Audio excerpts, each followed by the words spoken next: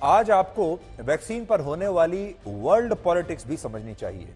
Vaccine politics को आपको आज हम बहुत डिटेल में समझाएंगे और आज आपको यह देखना चाहिए कि LAC पर तो भारत और चीन आमने सामने हैं ही, लेकिन वर्ल्ड हेल्थ ऑर्गेनाइजेशन में भी भारत और चीन के बीच संघर्ष चल रहा है और भारत की वैक्सीन के साथ कैसे दुनिया की कुछ बड़ी शक्तियों ने राजनीति की।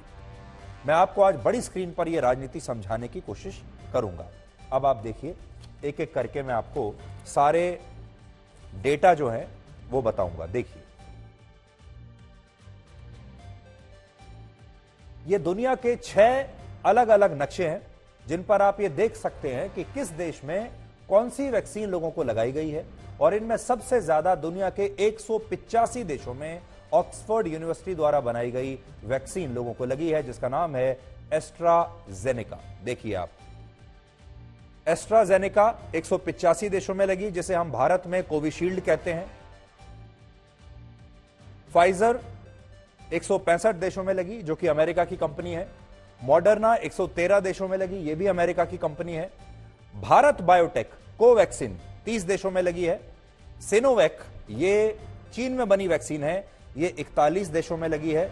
और सिनोफार्म, यहां जो आप देख रहे हैं, ये भी चीन में बनी वैक्सीन है, ये 74 देशों में लगी है। तो आप कुल मिलाकर 100 से ज्यादा, लगभग 119 देशों में चीन में बनी वैक्सीन लगाई गई हैं, इस्तेमाल की गई हैं। या तो उन्हें चीन ने बेचा है और या फिर चीन ने उन देशों को यह वैक्सीन भेजी है मदद के तौर पर। अब बड़ी बात यह है कि जिन देशों में चीन की वैक्सीन लोगों को लगाई गई, उन देशों में कोविड का संक्रमण तेजी से फैल रहा है और इससे मौतें भी इन्हीं देशों में सबसे ज्यादा हो रही हैं। यानी जिसने भी चीन पर, मेड इन चाइना पर भरोसा किया, आज वो सारे देश पछता रहे हैं। इसलिए हो यह रहा है कि चीन में बनी वैक्सीन का वायरस के खिलाफ प्रभाव बहुत ही कम पाया गया है। कैसे कम पाया गया है, इस पर भी हमने एक रिसर्च की है। देखिए कौन सी वैक्सीन कितनी प्रभावी है। सिनोवैक जो चीन में बनी वैक्सीन है, इसका एफिकेसी रेट सिर्फ 37% है, 37%। जबकि भारत में बनी कोविशील्ड वैक्सीन इसी वेरिएंट के खिलाफ 71% प्रभावी है। अगर हम भारत और चीन का, दोनों वैक्सीन का अगर एक आपके सामने तुलना करें, इस वैक्सीन को WHO ने सिर्फ 9 हफ्ते में पास कर दिया था, जिसका एफिकेसी रेट है 37%। इस वैक्सीन को पास करने में उन्होंने 17 हफ्ते लगाए, वो भी बहुत शर्तों के साथ, बड़ी मुश्किल से, जिसका एफिकेसी रेट है 71%। इसे कहते हैं पॉलिटिक्स। फाइजर वैक्सीन का एफिकेसी रेट है 72%, जो अमेरिका में बनी है। मॉडर्ना का है 73% और कोवैक्सीन का 57% और रशिया की जो स्पुतनिक वी है, उसका एफिकेसी रेट है 67%। देखिए आप, ये सारी वैक्सीन के बारे में हमने आपको बता दिया।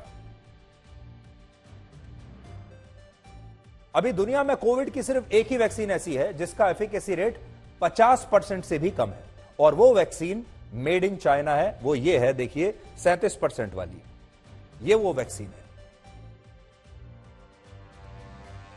हमारी ये 2 वैक्सीन है, एक कोविशील्ड है जो 71% एफिकेसी रेट है, एक कोवैक्सीन हमारी है जिसका 57% एफिकेसी रेट है। तो आप इसको चीन से कंपेयर कर सकते हैं।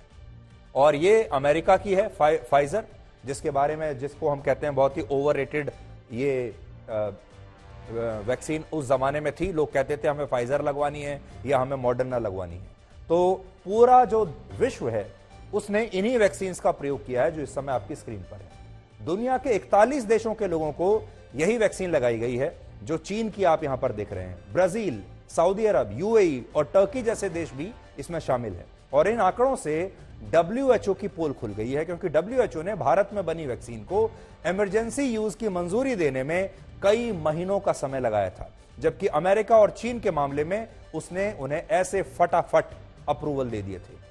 जैसे अमेरिका की फाइजर वैक्सीन को डेटा जमा कराने के 6 हफ्तों के अंदर ही अप्रूवल मिल गया। मॉडर्ना को 9 हफ्ते में अप्रूवल मिल गया। एस्ट्राजेनेका को, जिसे हमारे यहां कोविशील्ड कहते हैं, उसे भी 8 से 9 हफ्तों में अप्रूवल मिल गया। और चीन में बनी जो दोनों वैक्सीन हैं, उन्हें भी इतने समय में ही इमरजेंसी यूज का अप्रूवल मिल गया। देखिए, फाइजर 6 हफ्ते, मॉडर्ना 9 हफ्ते, एस्ट्राजेनेका यानी कोविशील्ड 8 से 9 हफ्ते, चीन की जो वैक्सीन है उसे भी 9 हफ्ते। इस पर आप नजर डालिए, यह है हमारी वैक्सीन कोवैक्सीन, इसे लगाए 17 हफ्ते। पूरी दुनिया में बनी वैक्सीन देख लीजिए, किसी को भी 6 से 9 हफ्ते से ज्यादा का समय नहीं लगाया डब्ल्यूएचओ ने। इस वैक्सीन पर उसकी नजर थी और यहां उन्होंने 17 हफ्ते का समय लगाया। असल में डब्ल्यूएचओ का सिनोवैक और सिनोफार्म का जो डेटा डब्ल्यूएचओ को भेजा गया, उसमें कहीं भी इस बात के ठोस प्रमाण नहीं थे कि यह वैक्सीन 60 वर्ष या उससे ज्यादा उम्र के लोगों पर प्रभावी है। और सिनोवैक के मामले में तो अंतिम ट्रायल के नतीजे भी तब तक आए नहीं थे।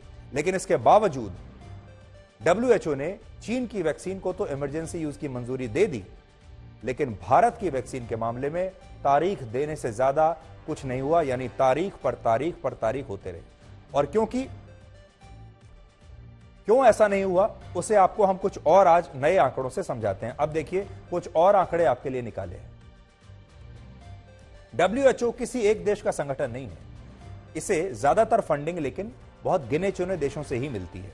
और ये देश हैं अमेरिका, चीन, जापान, जर्मनी, फ्रांस और रशिया। देखिए, अगर पूरी दुनिया में डब्ल्यूएचओ, वर्ल्ड हेल्थ ऑर्गेनाइजेशन, कहने को तो ये पूरी दुनिया की एक संस्था है, यूनाइटेड नेशंस की ही तरह, लेकिन इसको जो ज्यादातर फंडिंग मिलती है वो इन देशों से मिलती है।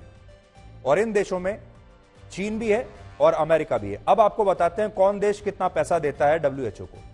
अमेरिका ने डब्ल्यूएचओ को 960 करोड़, चीन ने 472 करोड़, जापान ने 339 करोड़, जर्मनी ने 240 करोड़, फ्रांस ने 174 करोड़ और हमारे देश भारत ने सिर्फ 34 करोड़ रुपए उन्हें दिए थे।